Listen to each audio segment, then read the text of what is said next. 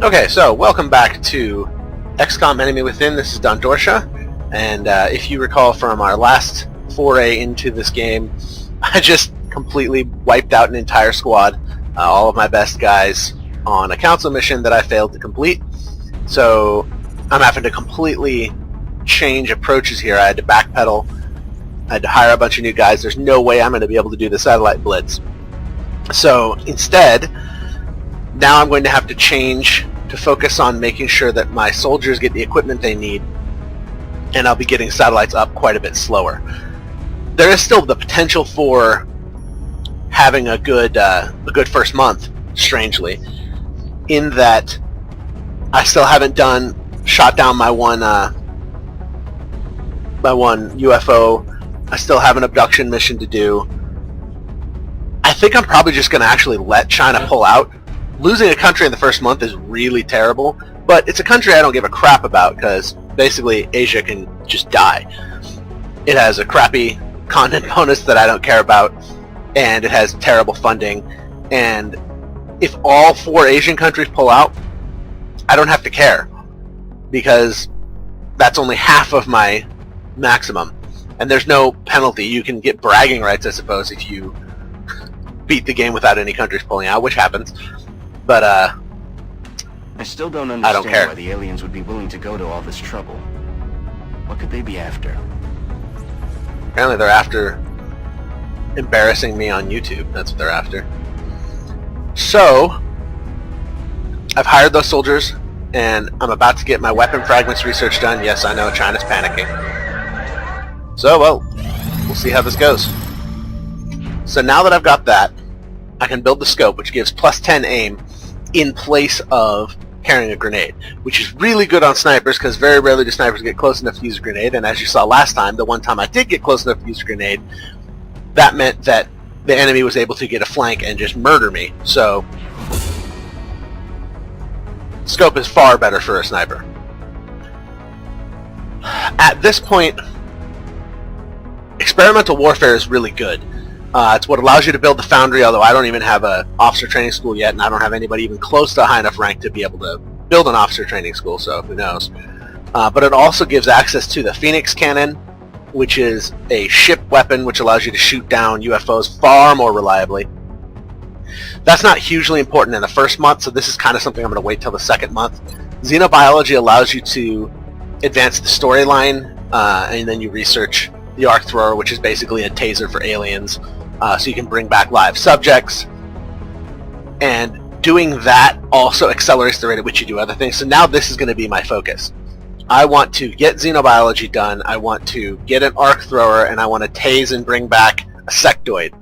The interrogation bonus for interrogating a sectoid is a beam weapons research credit, which halves the time it takes to build laser weapons. Since I've already got most of the engineers I need in order to actually build the laser weapons, getting the research credit and having the time it takes to do the research for laser weapons could put me right back on track for my normal approach, which is get big guns sooner and then just kill all the aliens and worry about my technology when it comes. This technology has a number of potential applications. I'm sure the science team is eager to begin. I'll notify you as soon as we have something significant to report. Thanks. Alright, so now I guess we'll see what happens. So this is just how you pass time in this game. This is how long it is before anything in particular happens, so... Contact detected. Here we are. So, I got my 5 new soldiers, which is really good that I got them before this UFO. So I'm going to launch one of these guys. Avalanche missiles are what you start with. They're garbage, but it still only takes 2 shots from avalanche missiles to bring down a small UFO. So... you basically can't fail to shoot this first one down. No matter how unlucky you get, there's a 70% chance to hit. You only have to hit twice. You get like 8 shots, and then I can launch a second UFO or a second interceptor if I need to. So, Central, this is Voodoo 37. We have a confirmed kill on Bogey 001. I repeat, the UFO is down. How copy, over? Solid copy, Voodoo 37. Nice work. Central out. Alright, people. Retask Recon Satellite Bravo and get me a visual on that crash site. She's coming into range now, sir. On screen. Magnify.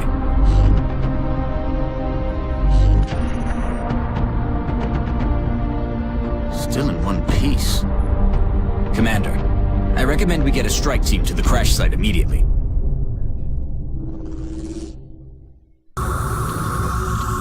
So now I send the Sky Ranger. And... crap. My 2 terrible units. Alright, I'm going to clear everybody out. So, now I get to find out who's worth having and who's not. 65 and 25. Well, if I don't have to use you, I won't.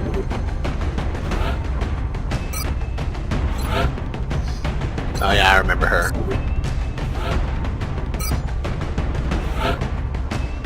He's fine, but not exactly great. He's pretty crappy. Alright. I believe these 5 are my new ones, so... and he's alright. Alright, let's see what... on Yang. 70 and 57. This guy rocks face, so... that's good.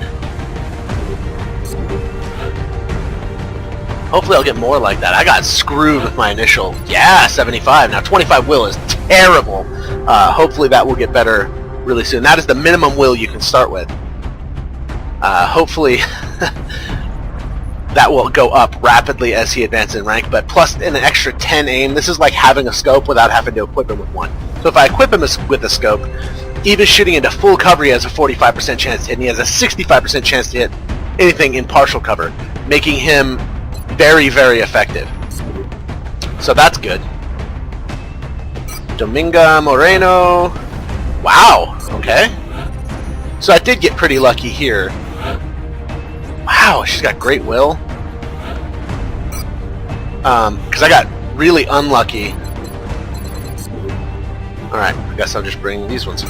I got really unlucky with my starting squad, so fortunately my first batch of hiring seems to have gone better.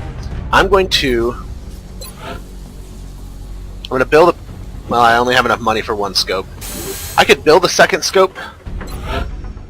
In fact, I think I'm gonna... by selling some sectoid corpses. And then I'm going to build another scope here. And what I'm actually going to do is not give that to the really good ones. I'm going to give it to these guys.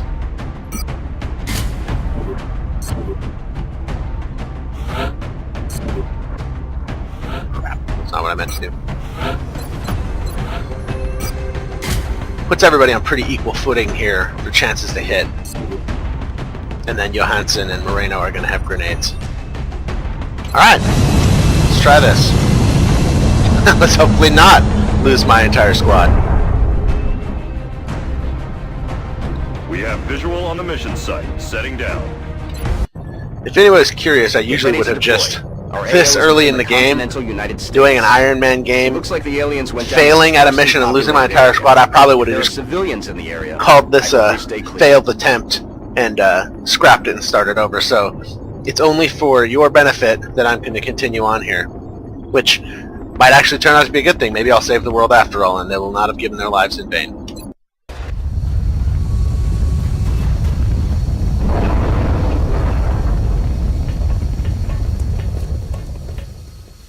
This is Big Sky. We're just north of the crash site. Strike 1 is in position to engage. Good, it's a Loud swamp. and clear, Big Sky. We'll monitor those readings from here. Strike 1 is authorized to assault the alien craft. So here's the boundary. The red lines there. Here's the boundary. So I'm kind of in this corner. Goes a little ways this way. Goes more than a little ways this way. But it looks like the map mostly just continues this direction. Makes it likely the UFO's over here somewhere. A lot of times you can kind of see silhouettes in the shadows. To hopefully make out the ship. That is not the case now, so it's got to be farther in than my silhouettes can see. Alright. Moving to position. I'm on the move. when you shoot down a UFO, there's usually 2 small groups of enemies, and then whoever was the pilot of the UFO, which is an outsider, until you get past a certain point in the game, and then it becomes a sectoid commander, and then it becomes an ethereal. Oh yeah, Mel. Moving out. Let's come over here. Oh, okay, so the UFO is going to be over here. I recognize this map. This is actually kind of nice having these rocks here, because it gives me a good solid place to shoot from that usually gives me elevation, but it also has a tendency to make you overcommit, so you got to be careful. Actually, it's almost a good thing that these are all rookies. I don't have anybody with a shotgun that needs to get up close, because that's where the trouble really happens. Heading to that location. Outsiders are ridiculously overpowered and nasty, especially on Classic and Impossible. They have an extremely high aim. They use a light plasma rifle, which is the same thing that the Thin Men use, which is far more powerful than the plasma pistol sectoids are using. They can move a lot. They're just generally all around really annoying to fight. I'm on the move. And so I want to make sure that I've killed all the sectoids before I reveal and have to fight that guy. And if you go down off of this edge, for example, if I go to get this melt canister and I see into this hole in the UFO, I'm likely to reveal the outsider and die. So that's fun. Hello. I am not going to advance farther than that. I have a fair idea of where is an acceptable place to stand, which gives me a pretty significant advantage here.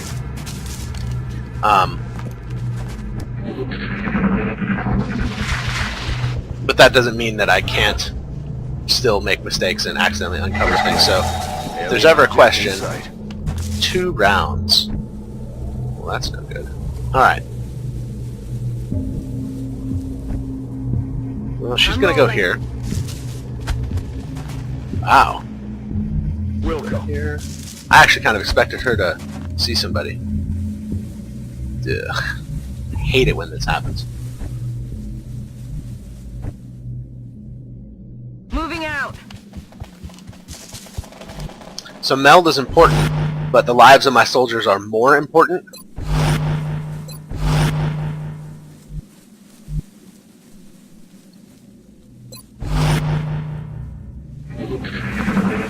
He can still jump down there and go grab that, but I'm afraid I'm going to end up revealing sectoids and the outsider.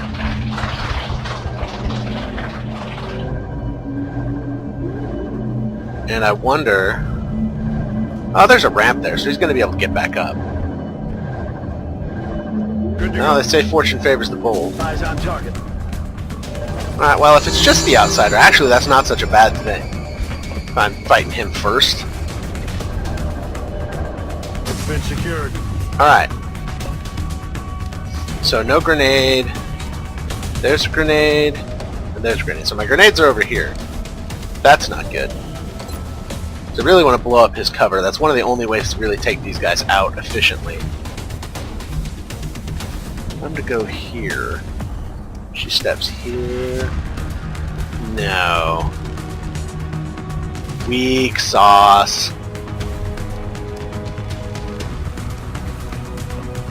That's still not quite flanking him. So I'd have to go here, which she can't do, to get a flank shot.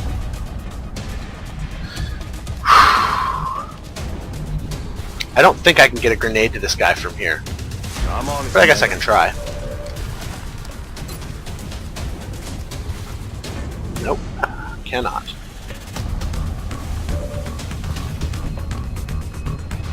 So you're going to retreat. I might hunker down here.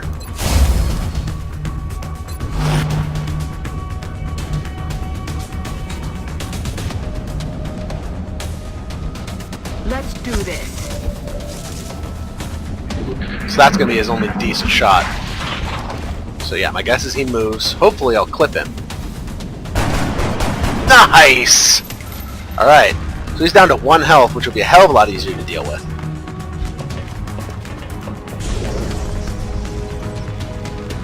And he didn't go into Overwatch. 25% chance, 30% chance, 25% chance, and I'd have to get closer to take a shot. So,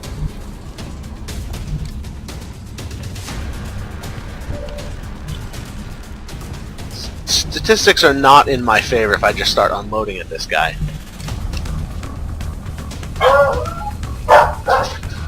But he's really in a position that makes it difficult for me to take a shot at him.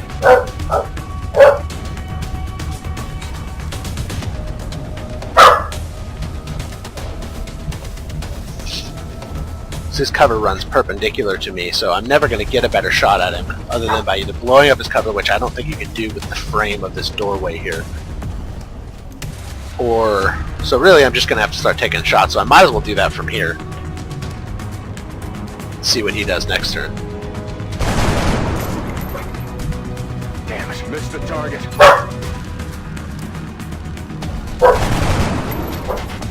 I could get lucky. Missed the target. I didn't, but I could have. Missed the target. The nice thing is that keeps him from coming up and flanking, because if he advances I get a reaction shot. He's probably just going to shoot. He's dead. And shot right through the cover and killed. Awesome. Under fire. Great.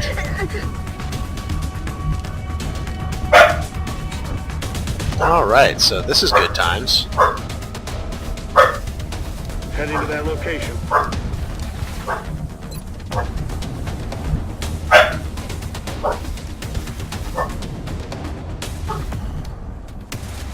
Position confirmed. Look who's here. And now I saw those guys, of course. They're flanking my position.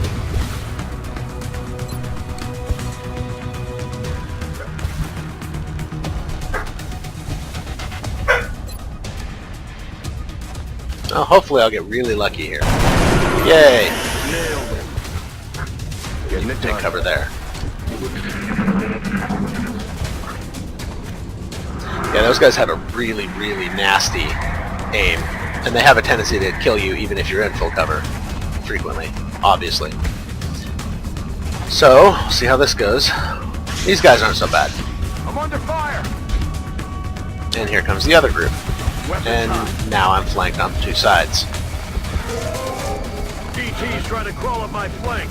So really the only effective approach here is to try to kill these guys and get into cover facing this way.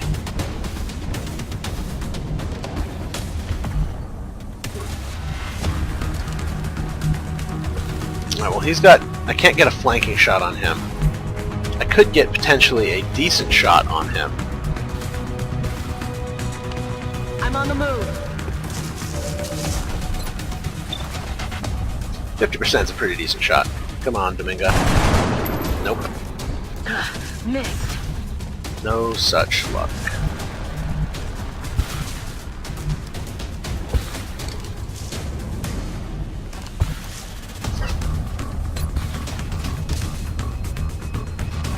Wow.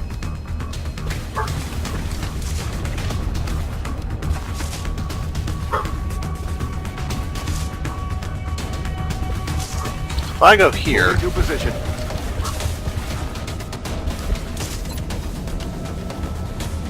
alright. Moving out.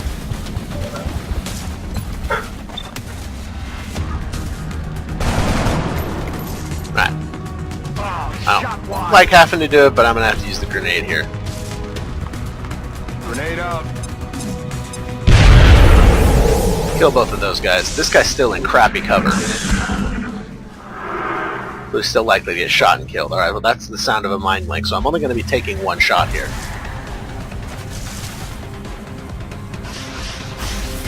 And not even at the guy I thought it would be. I'm on the move.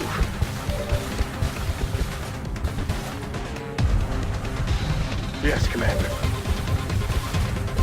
Alright, he needs to reload.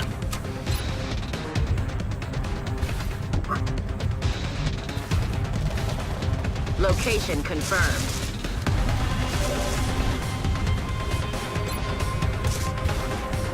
That doesn't really do me a lot of good. Green to go. So I'm just gonna trust in my cover here.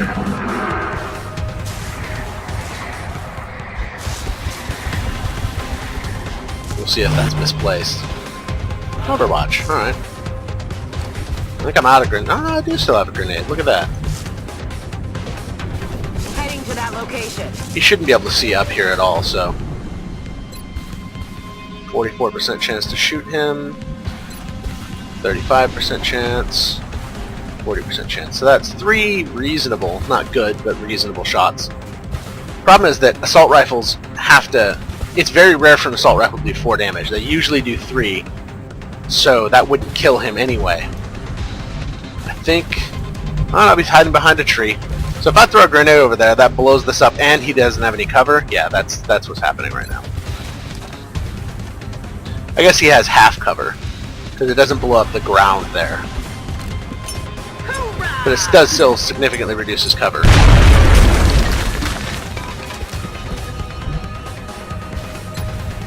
Giving me significantly better shots against him. I probably should be using my pistol. Nailed him.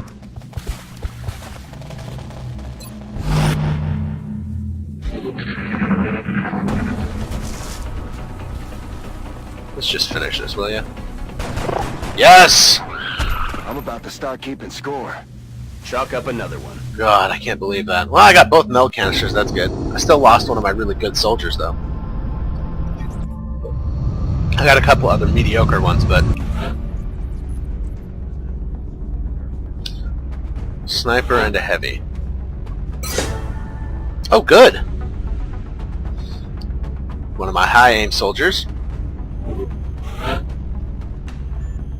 And my highest aim soldier, the 75, is a heavy.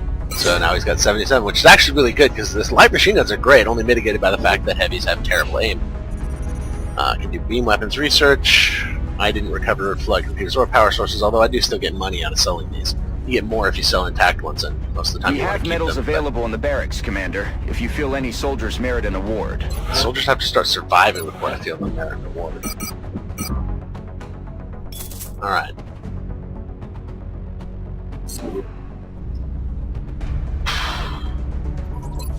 Let me see if there's... So, extra defense while in cover is good, but if I end up turning any soldier that has it into a mech, mechs don't use cover, so then that's totally wasted. Plus 5 aim against enemies in full cover is nice, because it means they only get 15 points of defense instead of 20 more than partial cover out of going into full cover. It's really good on a sniper, but I don't like actually taking shots at people into full cover if I can avoid it anyway. I'd rather blow up their cover, though you can't always do that. But then, if the reason not to do the defense is in case the soldier becomes a mech, I'm almost never going to be taking percentage shots with a mech at an enemy in full cover. I'm just not gonna, because if they're in cover I'm going to use collateral damage, or I'm going to use an explosive, or I'm going to walk up and punch them. So I think the defense in cover is always going to be better, because it's good for any soldier. I definitely want to give that to my sniper, because snipers dying is bad. Gosh, she sucks. And then my other heavy here. I think I'll save this other medal. And then the Defender's Medal is a really good one that is, you can never panic as a result of allies getting wounded or killed, which is great, or get more hit points back when used on the soldier, which is also pretty great. This is especially good if you turn that soldier into a mech, because they end up having a giant brick of hit points, and being healed for more is always a good thing. I think I'm going to take that one, and I'm going to give that to Rune Johansson, because I think I'm going to plan on turning him into a mech. Heavy has one of the best abilities that copies over. When you turn a heavy into a mech, they get a great bonus. I'm not going to need as many heavies as I'm going to get, and I'm going to get Xiao Zhang, who is the guy from the Slingshot DLC, who is a heavy with kick-ass aim. And already having a pretty reasonable aim is really good. Heavies advance kind of slowly, but mechs aim advances about the same rate as heavies. So there's nothing really lost by turning him into a mech sooner rather than later. So I'm always a fan of turning heavies into mechs when I eventually get to that point. Okay, so that was another not nearly as successful as I would have liked mission, but it is what it is. Thanks for watching. Once again, this is Dundorsha, and hope to see you next time.